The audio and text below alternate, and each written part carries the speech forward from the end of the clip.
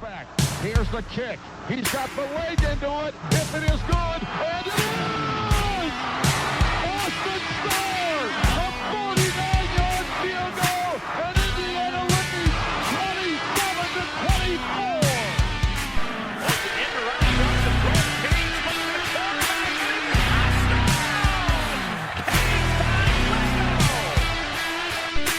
Pitch rolling out of the pocket to a strong hand. Delivers deep down the field. Caught, touchdown, Fried Fogel again.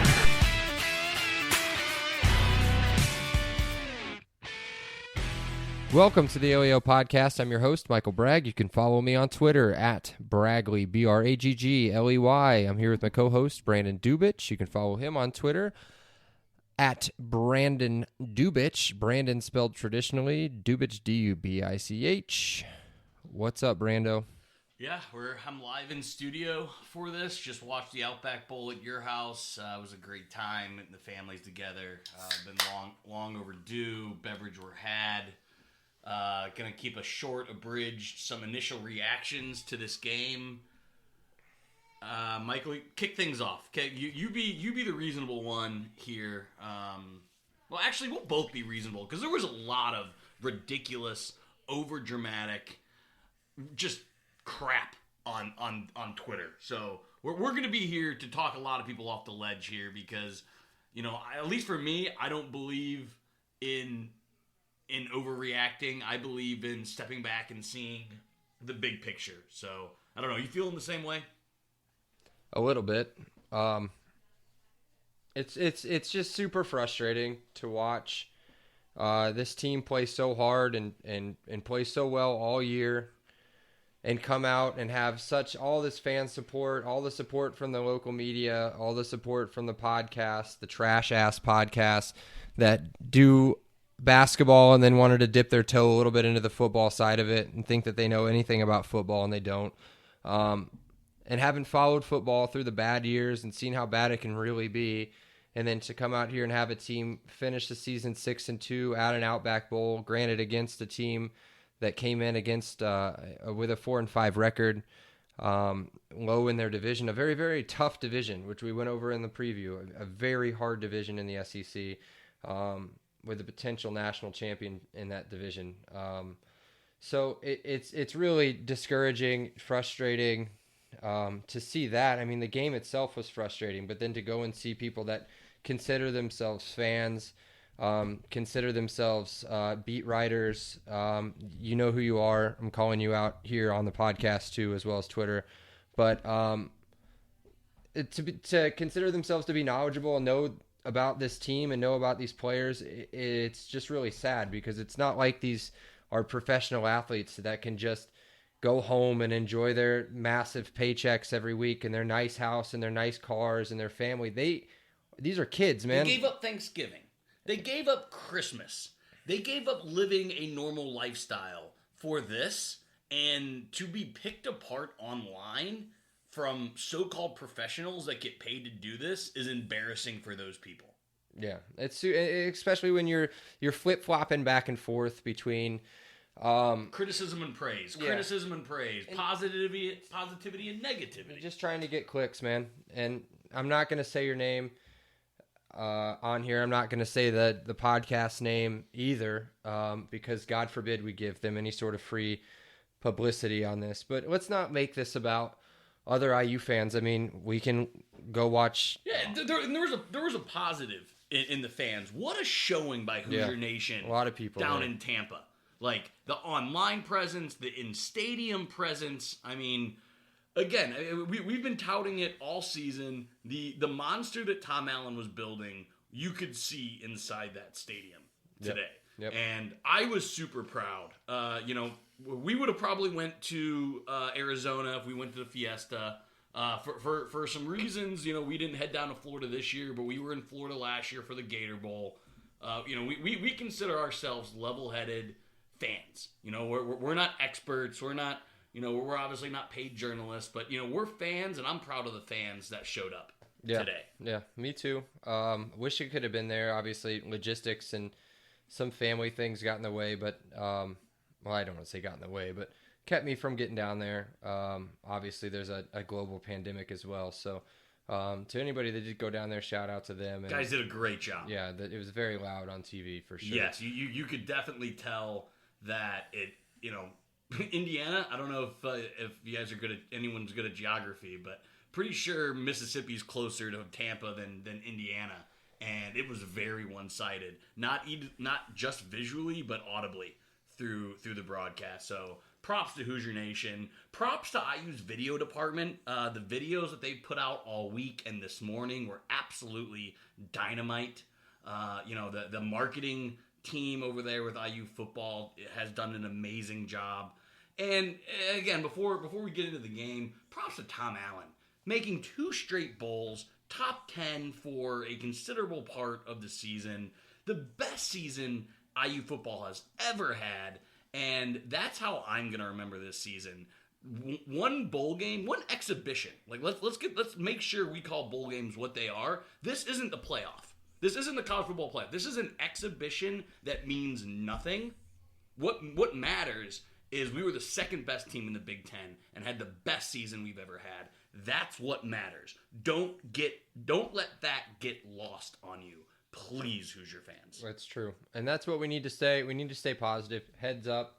It's going to be tough. This is the second year Brandon and I have been with each other for the bowl games last year in attendance in Jacksonville, and I've witnessed the Pinstripe Bowl in person. I've seen them all that I've been alive for to see, and this is tough. I mean, it's a tough thing to be able to pick up and say, okay, we're going to be good next year. We're going to be this, and this.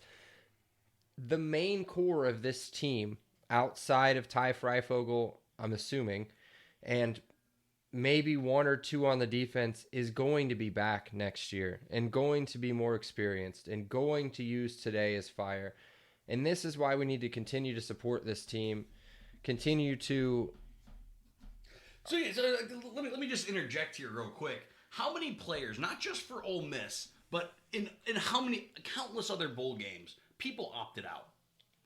We had 0 players opt out heading into the year. Yep. We had 0 players opt out going into the bowl. These are players. These are athletes. These are kids that want to be in the program. That's the bottom line. Say what you want about Ole Miss. Those kids were thinking about themselves. Yep. And you should. And this isn't a podcast we should get into the rights of the college athlete, but those players were thinking of themselves, as they should. I'm not criticizing them for doing that, but I also want to point out that not a single Indiana football Hoosier thought about themselves. They're all in this together, and that's a testament to them. That's a testament to Tom Allen, and that's a testament to the program. And that I'm sure nobody is talking about right now because, again, it's a lot of amateur hour out there right now, for sure. Yeah, so let's dig a little bit into the game itself and kind of look at what went wrong, what went right, if anything. The thing that went right, we'll start there. We'll start with the positives. And the thing that I don't think we saw enough personally is the run game was great today. Yards per attempt, we were at 4.2, but we only ran the ball. We ran the ball 40 times, but it wasn't a legit 40 times. Most of those were Tuttle runs. Not most, but a decent amount of those were Tuttle runs. Stevie Scott had 99 yards on 19 carries. It's over 5 yards a carry. The kid it's really frustrating, and it's hard to put into words just some of this play calling that we had. I mean, Wop was a major player for us today. But I got a question for you. So, because I saw a lot of people criticizing Sheridan and a lot of people criticizing Tuttle. But, what I saw was IU taking what Ole Miss was giving them. They were giving them underneath stuff, and they were packing that line of scrimmage. They run that 3-4 where they were having 2 guys over the guards, 1 guy over the center. So I don't think that's play calling. That's just taking what the defense is giving. And quite honestly, not enough of our guys made a play. How many times did Wop have the ball in open field, not able to make a guy miss? Or ran backwards. Or ran backwards. Like, how many times did Jack Tuttle have so much time in the pocket? Now, there was times he was pressured, But there were a lot of times Jack just didn't make a play. So I don't blame that on the coaches. I blame that on the players on the field not making plays. So again, I think blaming coaching is a lame excuse that fans do all the time. When, in my opinion, the play calling, it was what it was. We took what the defense gave us and we didn't make plays. Yeah, and I think the one thing we can do, and I don't want to blame one coach in particular. It's not like one coach made the total difference. None of this, I don't think, is on Sheridan. We did score 20 points. That's probably not enough. I mean, some plays down the end on that final drive really shot us in the foot. But it was a Tuttle pick that shot us in the foot. Yeah, the Tuttle pick was a total stare down the whole way. I mean, look at the stats. We've got the stats now in front of us. The receptions are 18, 2, 3, 2, 1. That's not on a play. That's not on a coach. That is a quarterback staring at one target only. That is Tuttle falling in love with a player. I've seen it all too much as a Steeler fan. Ben did it to Antonio Brown all the time. You fall in love with the receiver, and guess what? Ben had the second most interceptions he's ever had. You fall in love with the receiver, and that's what happened to Tuttle. And that's often what happens with backup quarterbacks with limited reps, is you don't have the confidence with some other guys, so you go to an automatic. And I think that's exactly what we saw today. He had confidence in one player, and he force-fed him. And you saw the results, sadly. This is the second worst game I've ever seen of Wap's career. I don't think it was as bad as the Penn State game last year, but too many times he was trying to do too much and ended up not doing anything. Yeah, and he's an emotional player, and we love to see emotional players on our teams and everything. But when they can be overly emotional, maybe he's compensating for a little bit of his speed, a little bit of this or that. I love him. I don't want to kill the kid.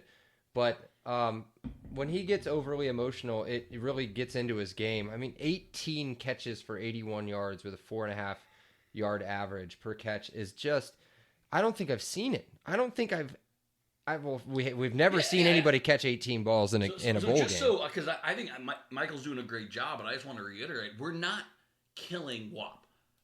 But, in games, you have to make plays. And unfortunately, the big play just didn't break for him. And not to completely switch things, but same thing on the defense. How many times are we that close from a sack? That close to an interception? And those were things that happened all year. Wap would break one play. Ty would break one play. The ball would fall correctly to us.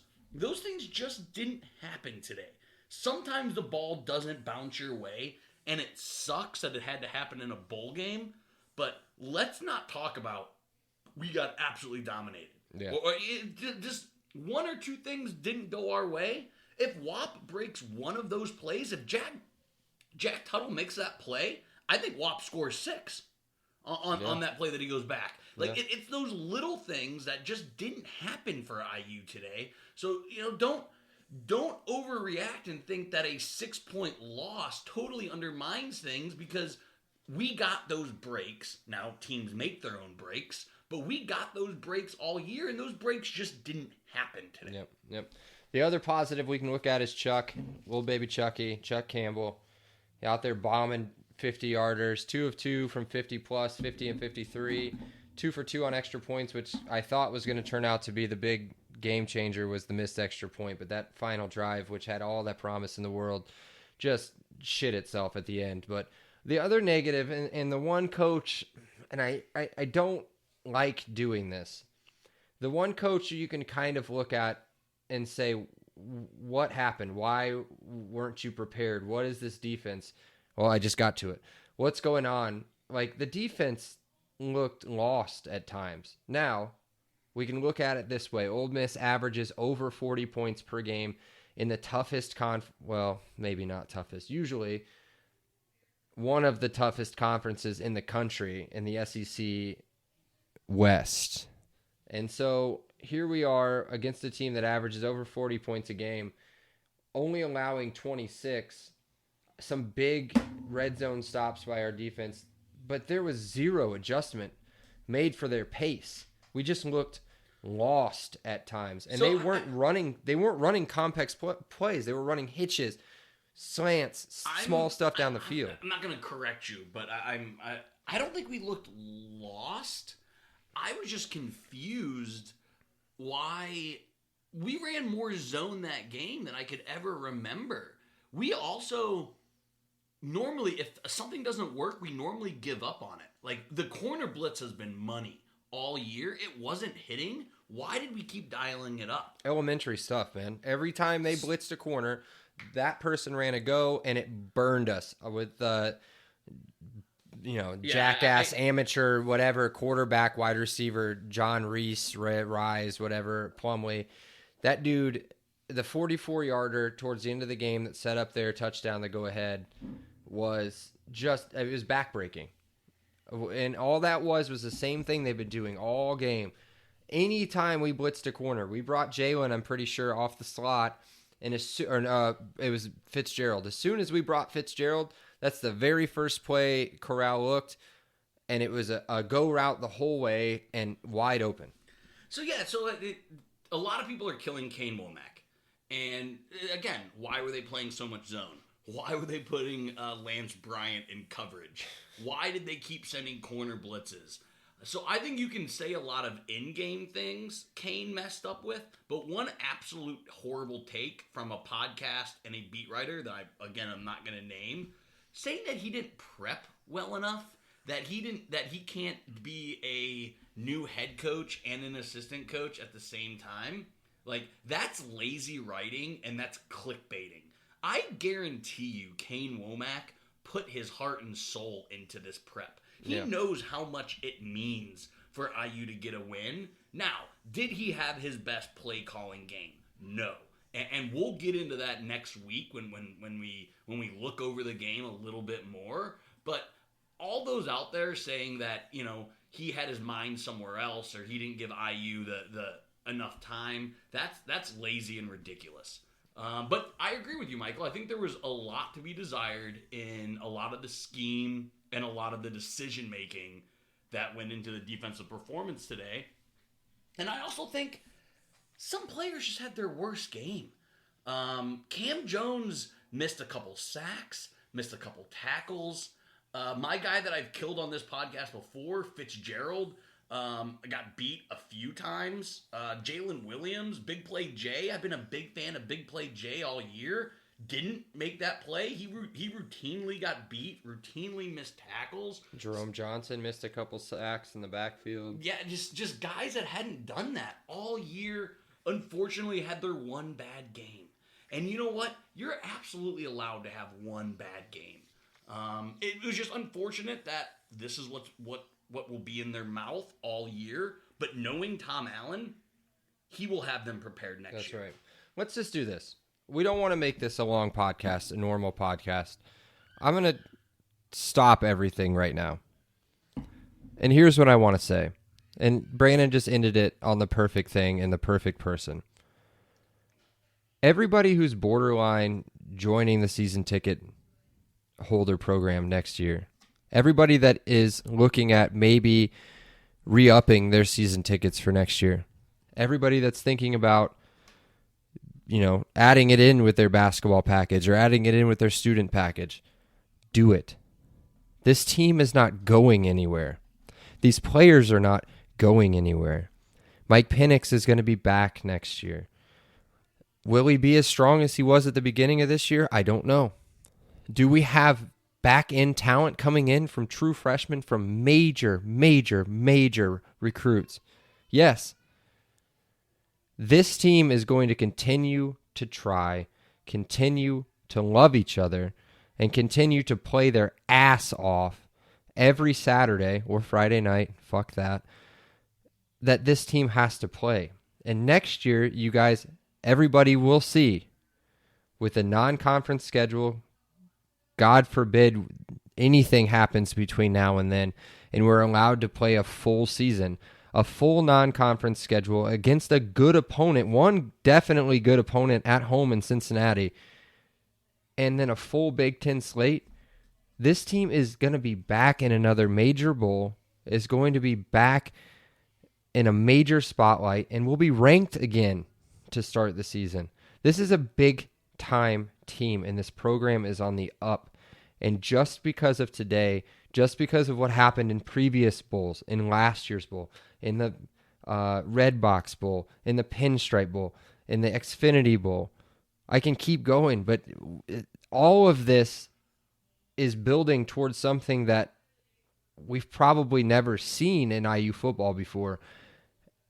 And they need the support. If the support isn't there, it's just sad, man. Like, that's what the whole thing started with. The thing is, I saw so much negativity online, and what would Tom Allen say?